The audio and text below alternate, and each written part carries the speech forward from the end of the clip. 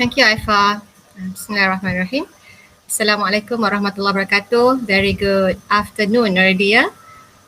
To my beloved friend Dr. Salasia, nama manja dia Sis. To my beloved fellow graduate students, you are all my children's age. So you are my children actually.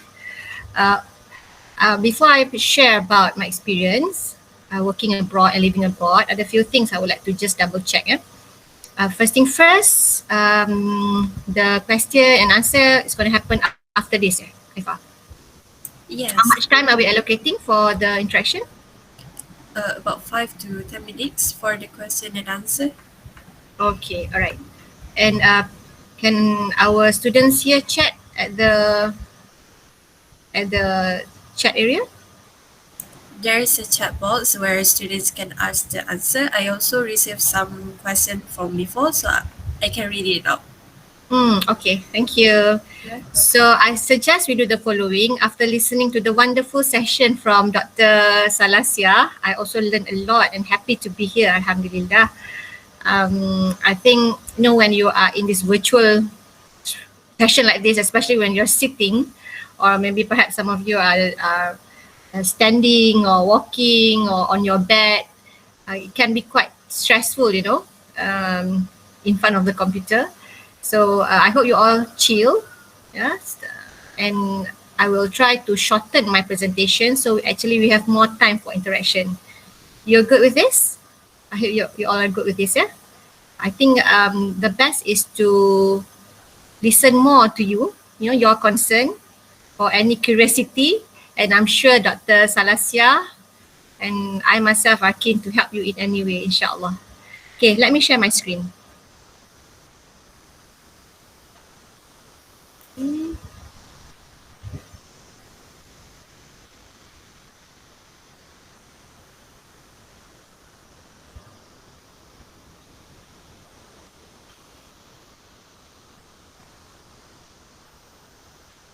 Can you see my screen? Yes. Can you see my slide? Yes. Okay. Aifa, I cannot see anyone other than my slide. So I am depending on you, Aifa, yeah? Yeah, no problem. To say something or to just intervene. Yeah. That's the thing about this technology thingy. Otherwise, okay. So a bit introduction about myself. My name is Yasmin. I and Dr. Sis, we studied together at Sekolah Menengah Muzaffar Shah, or famous name is called Mozak in Melaka. And I'm so proud to see her, Dr. Sis, Dr. Salasia, and to be part of this journey as well. So inshallah, in the next about 15 minutes, I will share a little bit about my journey living and working in Netherlands. Any one of you have been to Holland? Anyone have been to the Netherlands? I've heard about Holland. Haifa, what about yourself? Have you been there? No, I never went abroad. Okay. So inshallah, I pray that you have the chance to go there. Yeah? Let me share with you a bit about Netherlands and why how come I end up living and working there. So this is, I'm sure some of you have heard about Amsterdam. I am Amsterdam. This is one of the big city in Amsterdam. This is the capital city of Netherlands, but I don't work here. I work in The Hague, or in Dutch it's called Den Haag. This is another famous tulips garden. It's called Keukenhof in the Netherlands. It's about 20 minutes drive from my house, about 15 minutes drive. So every April to May, all the tulips bloom so beautifully in this garden. And many people, millions around the world, visit this garden every year. And this is the view from the top. If during the spring season, when you're in an aeroplane, this is what you get to see from the top. So beautiful, subhanallah. I'm keen to know afterwards if any of the students here, or graduates here, have been to the Netherlands. I'm keen to hear your experience as well, okay? This is another spot in the Netherlands. It's called Sanserskaan. So Netherlands is famous for its windmill. There are many, many, many windmills, the traditional ones and the modern ones. These are the traditional ones. And the people, the Dutch use this, for a lot of things, for their food, for their a lot of local products. They use the energy from the wind for their community. And this is why and how I end up working in the Netherlands. I was a Shell graduate when I studied accounting in the International Islamic University. I was sponsored by Shell.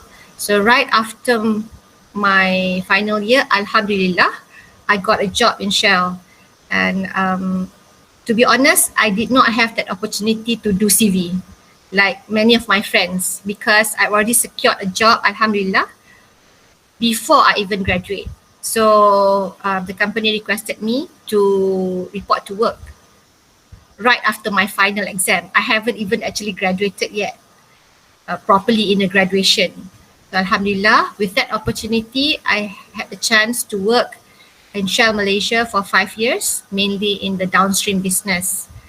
And after 5 years, because Shell is a multinational company, so it is, you have Shell in many, many parts of the world, in many, many countries. And I got this opportunity to work at the headquarter, which is based in The Hague. There's another huge headquarter in London. So this is the Hague office. This is how the office looks like. My office is in one of the building. And these are my friends, my colleagues, my bosses. Kunle, Hilke. Hilke is my boss, the one in the pink shirt. She's a German. Keys, Dutch. So as you can see, this is a very international community, diverse culture, different colors, different races. We have people Dutch, we have from Poland, we have from British, German, we have from Africa, Middle East, Philippines. They were my colleagues when I was working there. I love them so much. And I learned a lot from them. So these are the things that I learned. There are 5 things that I learned when I was living and working abroad. I will share shortly. I just want to belanja you all with some photos to keep you awake and excited. Okay? All right. This is how the local community or place looks like. This is the train station near my house. And as you can see, there are so many bicycles because many of them cycle. They commute by cycle plus train. Can you see the bicycles down there? Aifa, can you see it? Yes. Yeah. Okay, so many bicycles at all the stations. This is the train station at my house. So the stations, the trains are very punctual and very, very efficient. For example, this is the one at my house. Vertrek is called Arrival, stop train. The train will stop at 4:34. And the city or the small town that I live is called Voshouten. And the city where I'm going is Den Haag, Denhaag. In English, it's called The Hague. Okay. Near my house, around my house, this is the beautiful view that you get. Chips, green grass, because they love agriculture and they are very experts in agriculture. So they are the daily view that I get every day going to work. These are some of the houses in the Netherlands. So for example, in Malaysia, you can compare this with the terrace house. These are the terrace house, double story. As you can see, there's no big space like in Malaysia where you can park your cars, right? The car is parked outside. This is another version of the house community. I'm not sure whether this is a bungalow or semi-detached, but it looks very beautiful and neat, right? And this is the view from my house, from the balcony. So there's a canal in front and all this block type house. You have the modern style, you have the local style, the traditional style. Who can guess what is this? Aifa. Since I can only call you, so Aifa, you jadi my mangsa today. I don't know. Okay, very good. Honest answer. Okay, let's ask any of the students here. Any one of you who can guess what is this? Anybody dare to try? Eiffel Tower? Wow! Congratulations. Who's that? Sorry, I'm really talking to myself because I cannot see anyone. Can you please state your name? My name is Sonia. Sonia. Wow, well done, Sonia. Good job. Yes. Have you been there, Sonia? No, I haven't. Wow, so that's a good, brilliant guess. Congratulations. Yes, this is Eiffel Tower from the bottom. Yeah. And that's the beauty when when you work abroad and you live abroad. During the during the weekday, Monday to Friday, you work as professionals. And starting Friday, 5 p.m. to Sunday, 12 midnight, I'm a professional tourist. So every weekend I travel with my family, every weekend to the borders. German, we go to even, UK, Denmark, Switzerland, Italy, just name it, because it's very near to Luxembourg, Belgium. So you can kind of say, this weekend I'm going to have that what's the famous in Belgium? Sis, Dr. Sis, do you remember? What? Banyak sangat nak remember ni. Belgium. What's the famous food in Belgium? Bukan outlets, bukan croissant. Something along those lines lah. Masya Allah. I can't remember. See, just too many desserts. But all those when you talk about here in Malaysia, Black Forest cake. I actually went to Black Forest in Germany to eat the cake. So literally I was eating Black Forest cake in Black Forest, Germany. Things like that. Belgium is famous for something. If anyone can help me, any of you students, Google something, you can let me know. So yeah, on weekends, I became professional tourist. At that time, I had two small girls, Farah and Sophia. They were, I think, age 4, 5. And they were also professional tourists. As you can see, here, they walk a lot. I brought stroller, but they walk a lot. And they eat bread, not nasi. So they didn't ask me for rice. They adapt very well. Okay, these are some of the views, common views over there.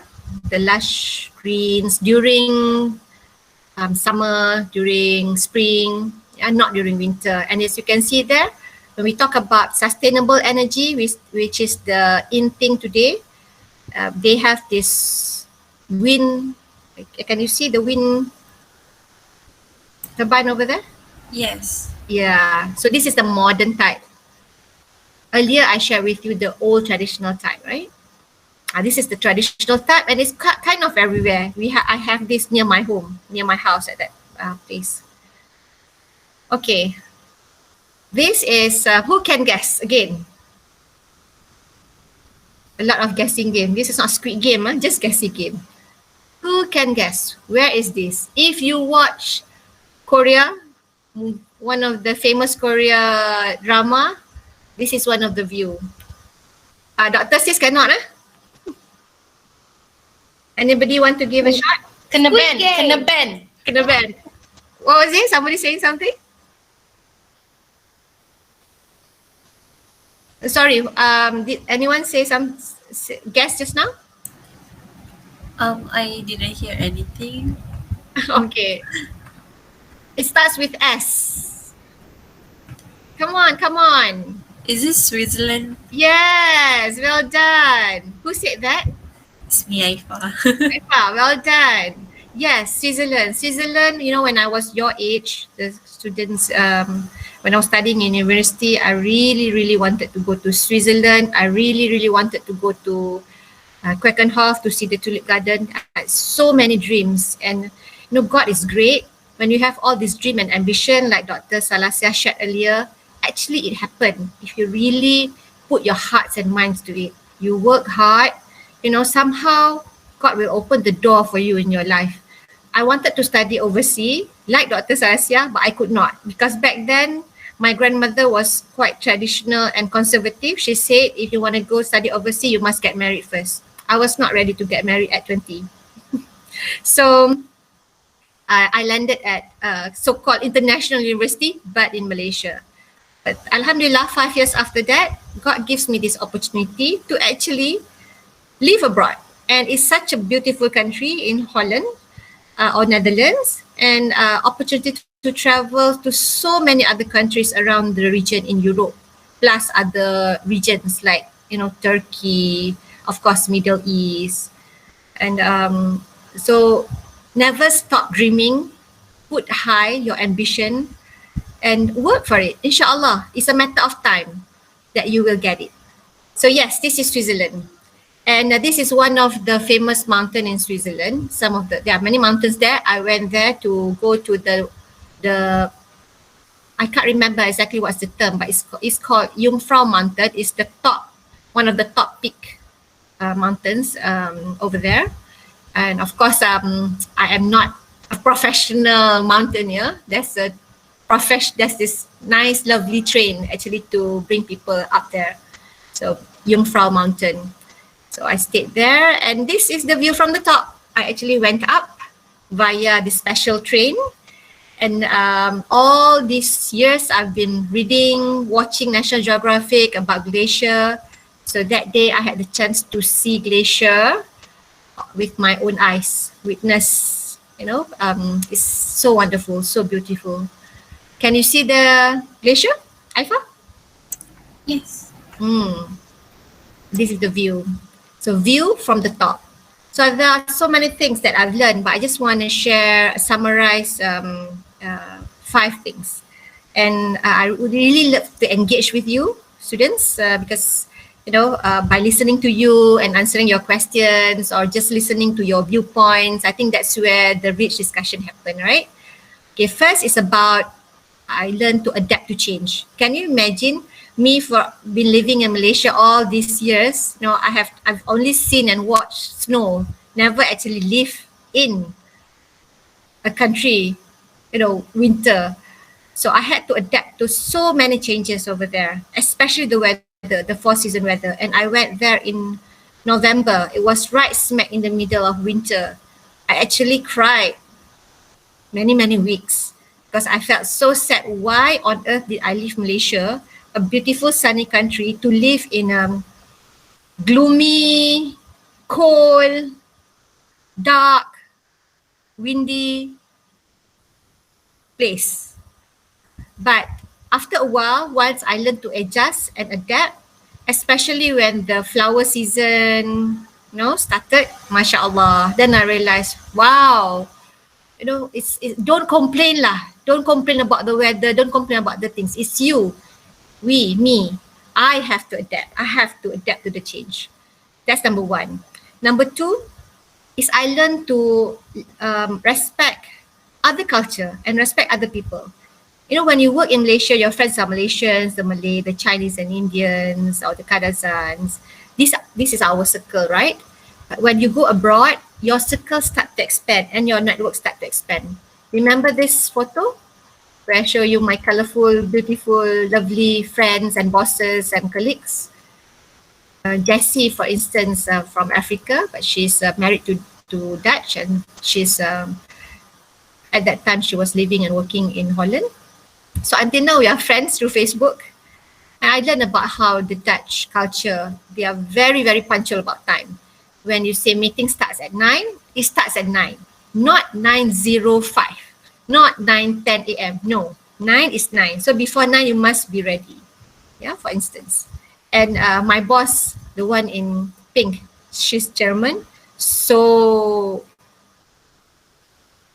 assertive, sharp, discipline. So that's how I learned a lot in terms of the work ethics. Third thing that I learned when living and working abroad is engagement skill. So imagine, you have different people with different accent, and sometimes they speak Dutch. I don't understand Dutch. They speak Dutch amongst them, or if they meet among, the accent is different. Scottish, for instance, I was struggling to understand English, Scottish. But after a while, you kind of tune in, you kind of try to listen better, listen deeper, and you kind of try to speak better so that other people understand you. And the nature of my work back then was not just physical, like, meeting all of them physically. I already started working virtually since 20 years ago, because my colleagues and stakeholders are people from different regions, from Middle East, from Americas, US, from Asia, from Europe.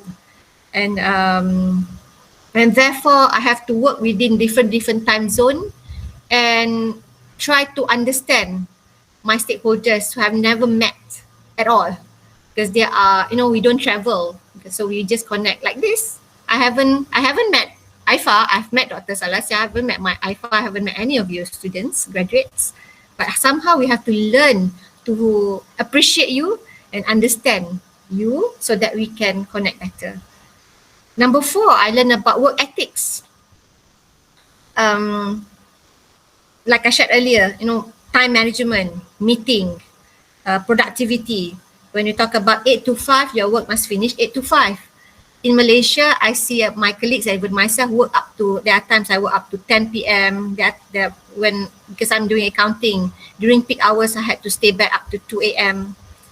But of course, that depends so much on the nature of your work, right? But they are so emphasizing on productivity. Finish at 5, go back, have dinner, and go and cycle, do stuff. Don't stay back until 8 p.m., 10 p.m., things like that. And the last bit that I learned, of course, I learned so many things, so I'm just summarized the top 5, is leadership skill. And this is the part where Dr. Salasia shared just now about mentor. I totally agree with her. Having mentors is so important. So I have, alhamdulillah, I'm blessed with so many mentors, and some of my mentors are international business leaders because of the opportunity that I had. And over there, because it's HQ, headquarters, so my colleagues or my network, the people that I work with are mainly senior business leaders, the CEOs, the vice presidents, the senior general managers, and all these general managers. So I had the chance to attend meeting and observe how they speak, how they solve problem, how they debate, how they come to consensus, how they approach things, their thought process. And these are the things that help me to expand my own mindset and my own behavior. So I am so blessed that I've been given this opportunity, and therefore my mentors are kind all over the place. It's not just in Malaysia, and there's so much I learned from them. So in a nutshell, I think I'm done with the photos. You've seen those photos. The green one, the houses, the views. Yes, this is Eiffel Tower. Well done. This is view in Switzerland and Jungfrau. You can Google Jungfrau. It's called, although it's J, but it's called Jungfrau Mountain from the top. This is another view. Okay, let me stop sharing, so that at least I can see Aifa's face.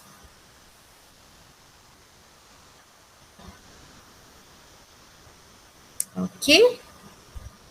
Can you see me now? Yes.